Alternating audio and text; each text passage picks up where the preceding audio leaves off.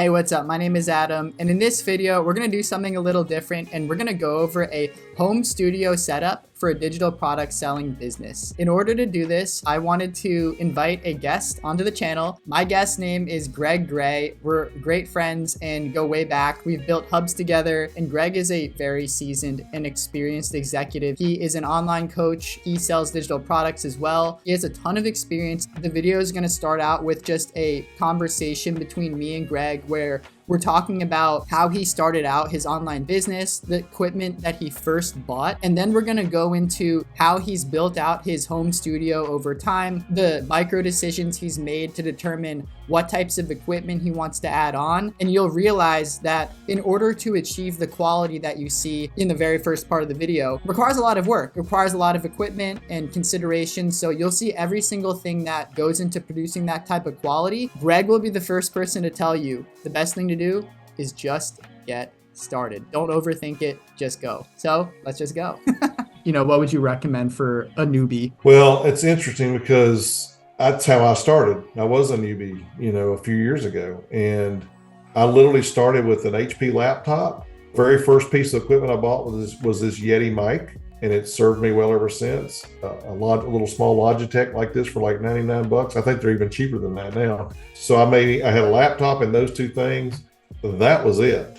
The next big piece that I bought before I bought anything else was a Sony a6100 camera, and that's the one that we're looking through right here. And it took my quality of my video and the lighting and everything up to the next level. Let me walk you through my setup here, so you can see it's a lot of crazy stuff going on. There's me and my wife there. As you can see, I'll just start with the basics. We got some key lights here over me that keeps me well lit on camera.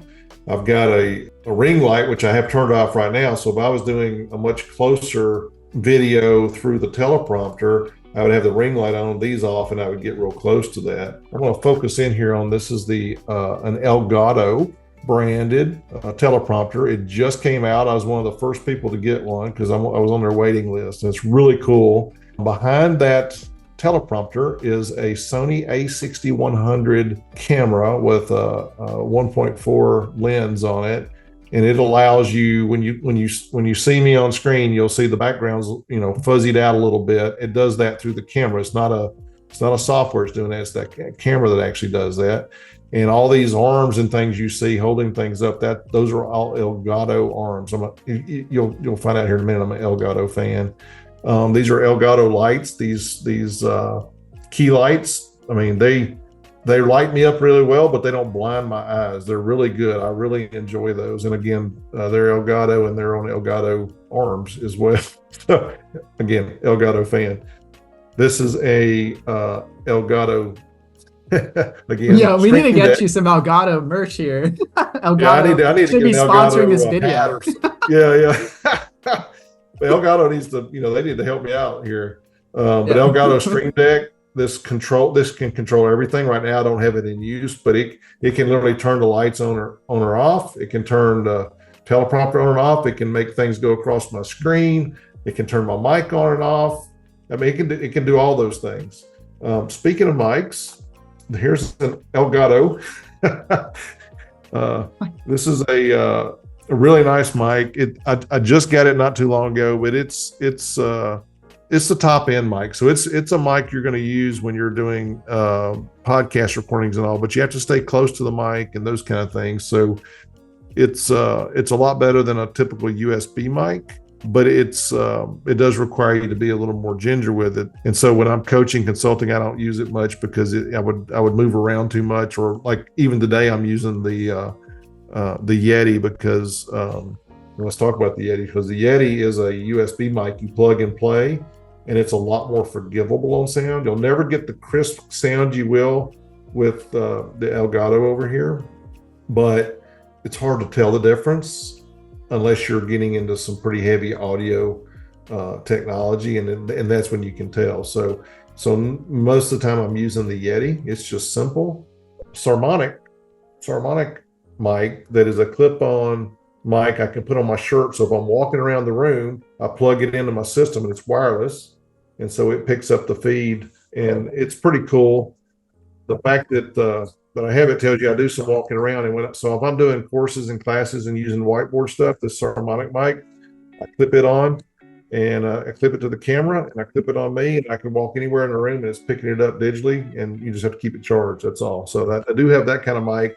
I will show you underneath. This is a PC that's a gaming PC. It's an HP. It can launch rockets. This thing is ridiculously powerful, but I have it because it needs to really run things when I'm doing live. If you're doing recordings and all, you don't necessarily need that. Your laptop would be fine, but if you're doing live, it sucks the bandwidth. And so anyway, that's the setup. It's pretty simple. It is on a stand-up desk. I can raise and lower this desk. So if I raise this desk, every bit of this stuff lifts with it.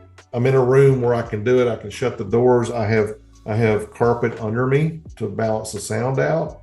And I'm even thinking about getting some more sound things in this room.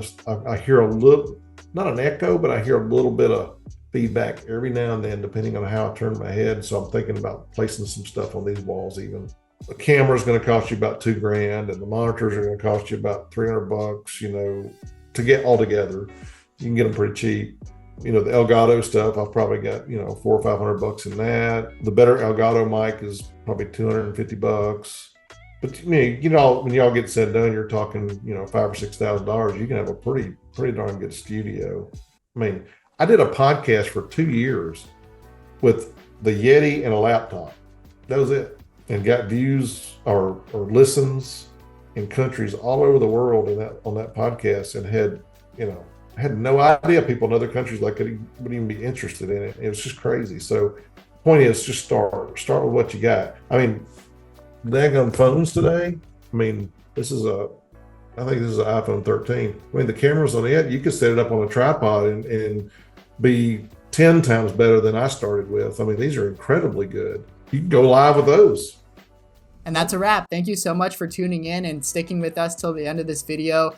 I hope you got something actionable to take away. If that's the case, consider giving this video a like or subscribing to the channel. And if you're interested in digital products, starting your own digital products business, or want any help, have any things that you want us to cover in future videos, let us know in the comments. Thank you so much for checking this out. Much love. Peace out.